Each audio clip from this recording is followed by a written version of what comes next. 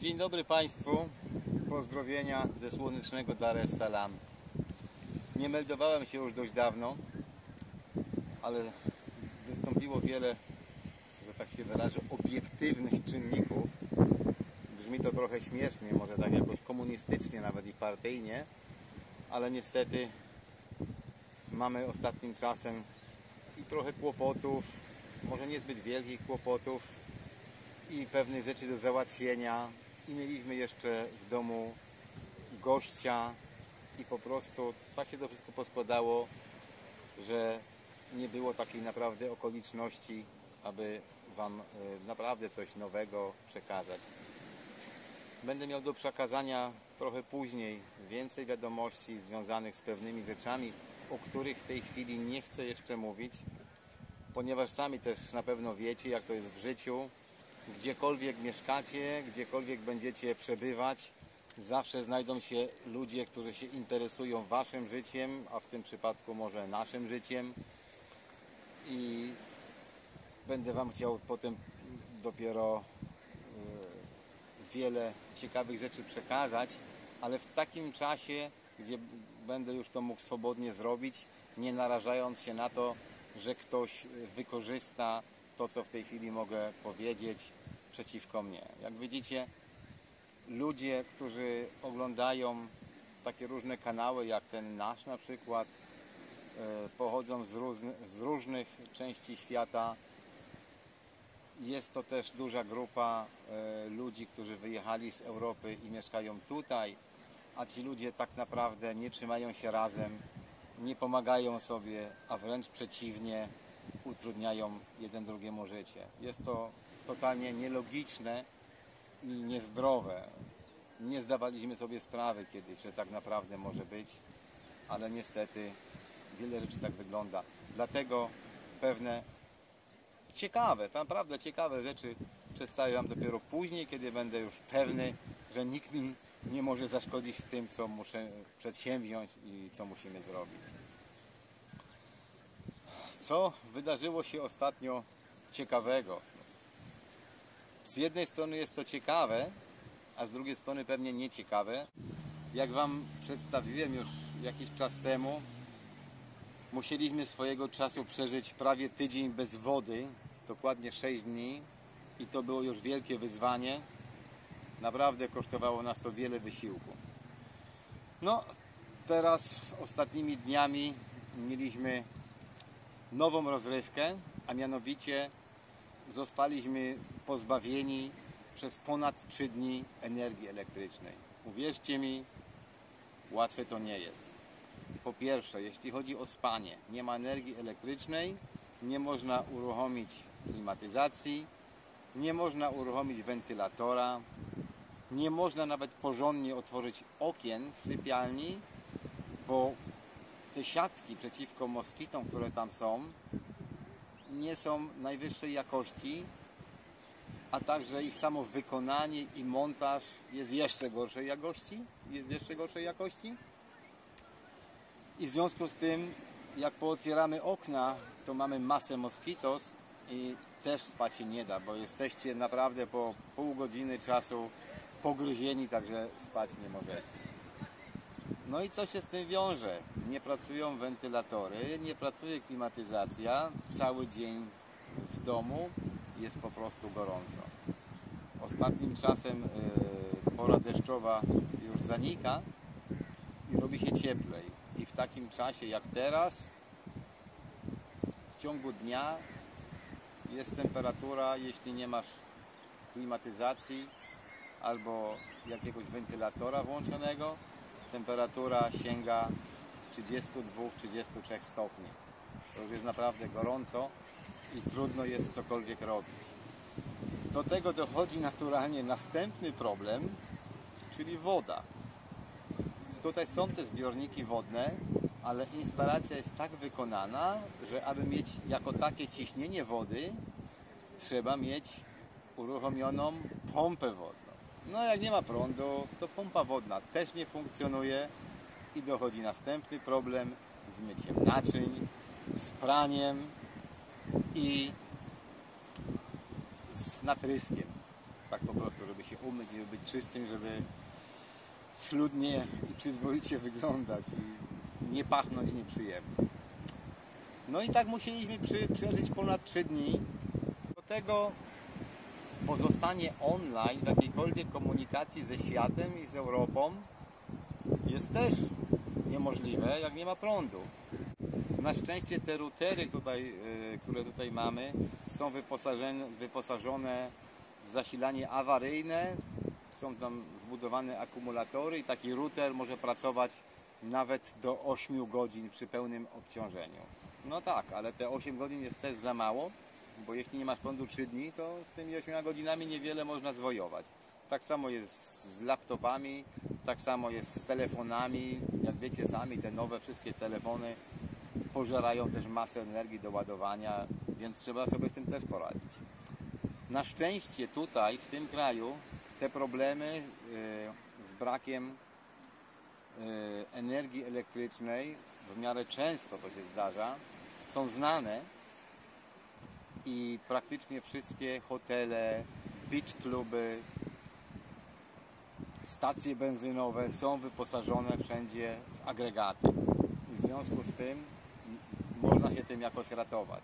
Na przykład tak jak my w naszej sytuacji jechaliśmy sobie do jednego z beach klubów i tam przy każdym stoliku zamontowane są gniazdka elektryczne cały czas i to wszystko jest za darmo. Jeśli ktoś potrzebuje sobie telefon naładować, jeśli ktoś potrzebuje online pracować z laptopem, może też to robić.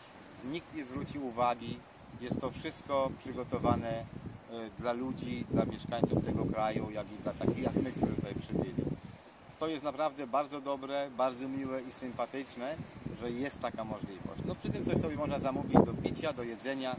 Jak wiecie, już Wam też opisywałem, drogie to nie jest i można tam nawet spędzić cały dzień i online pracować tak długo jak się chce. Nawet całą noc, bo to wszystkie prawie restauracje i bary w beach klubach są prawie całą noc otwarte. I tak udało nam się przeżyć te 3 dni. I kiedy nam się już wydawało, że energia elektryczna zostanie bez szwanku, no jednak następnego dnia rano znowu została wyłączona na kilka godzin, ale już po tych kilku godzinach do dzisiaj energię elektryczną mamy i nawet bez żadnych spektakularnych wyłączeń, bo tak to należy to nazwać. Jeżeli wyłączenia zdarza się na przykład 5 razy w ciągu dnia, na 10 minut, czy na 20, czy na pół godziny, to jest normalne. Z tym trzeba żyć. Ludzie montują stabilizatory do różnych urządzeń elektrycznych, żeby w przypadku załączenia prądu coś nie uległo zniszczeniu. I tak to wszystko wygląda.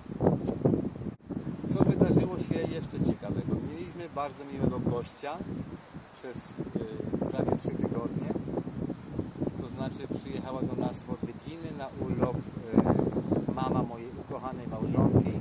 Naprawdę świetny człowiek, bardzo sympatyczny.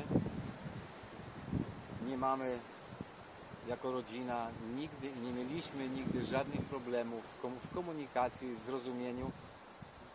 Może to dla wielu ludzi zabrzmi trochę fantastycznie, ale mieć taką teściową polecam każdemu. Była u nas 3 tygodnie, mogła zobaczyć po raz pierwszy w życiu tą część Afryki, choć ona też świat dobrze zna, i Tanzania, z tego co widać, jej się podobała. Zobaczyła normalne, inne życie, ale zobaczyła też to prawdziwe życie. To prawdziwe życie, o którym ja chcę Wam zawsze opowiadać. Nic nie ma być tu przerysowane, nic nie ma tu być upiększone. Życie jest jakie jest. I pod koniec ostatniego tygodnia mama mojej ukochanej żony wróciła z powrotem do Europy i chciałem Wam opowiedzieć, jak wyglądała nasza podróż na lotnisko.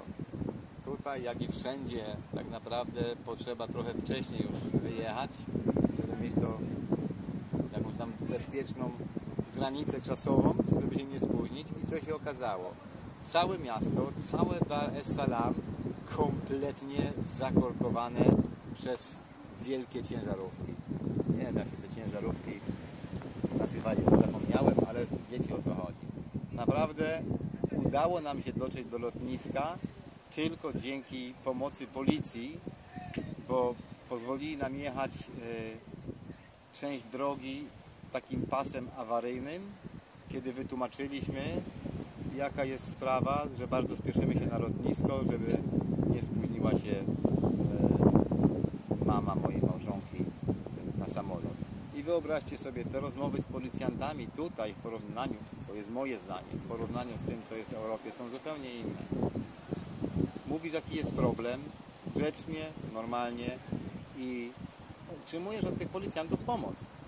Oni nam jeszcze pomogli, pokazali, jak mamy jechać, że jak tam będzie stał już następny patrol policji dalej, mamy z nimi porozmawiać i pojedziemy dalej. Naprawdę na szczęście nam się to wszystko udało i dotarliśmy na lotnisko. No i tak jak powiedziałem, przeżyliśmy potem bez energii elektrycznej. Teraz mamy jeszcze kilka naprawdę ważnych zadań, ale jak już mówiłem, opowiem Wam o tym później. Pogoda jest taka, jaka jest, jak widzicie. Mamy w tej chwili trochę odpływu, woda cofa się, ciepło jak zwykle, przyjemna jak zwykle. Jeśli ktoś ma taką ochotę odwiedzić Tanzanię, bardzo proszę przyjeżdżać, proszę odwiedzać. Możemy też, jak już mówiliśmy o tym wcześniej, to znaczy ja mówiłem, możemy pomóc, możemy pewne rzeczy zorganizować, nawet jeśli ktoś chce przyjechać tutaj na urlop. Lepiej kogoś znać, żeby po prostu nie dać się potem naciąć na niepotrzebną stratę pieniędzy, a czasami też zdrowia i nerwów. To się po prostu nie opłaca. Tak wygląda ta sytuacja u nas na dzisiaj. Będzie wiele ciekawych rzeczy do opowiedzenia, ale tak jak już na początku zaznaczyłem, opowiem Wam o tym później, jeżeli będzie już wszystko załatwione. Ale mam dla Was jeszcze na koniec tego filmu miłą niespodziankę.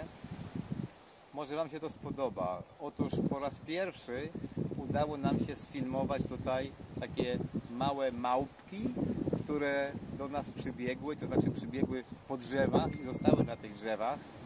I udało nam się przez kilka minut sfilmować, chociaż nie myśleliśmy, że taka rasa tych małp tutaj też żyje. Jeśli ktoś ma ochotę i podoba mu się to bardzo podobało, jak te małpki były nami zainteresowane i oglądały nas, i jak przyjechaliśmy na parking. To taki mały dla Was upominek z Afryki na dzień dzisiejszy. Do usłyszenia, do zobaczenia, pozdrawiam.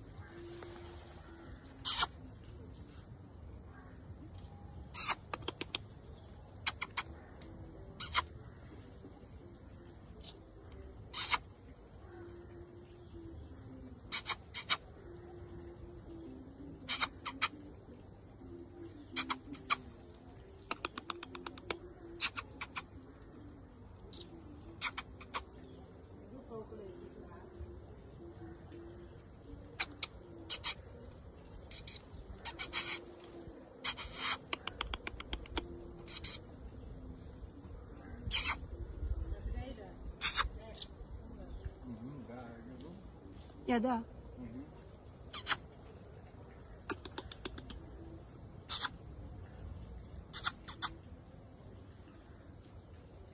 Aber nichts zum Essen jetzt, ne? Nee.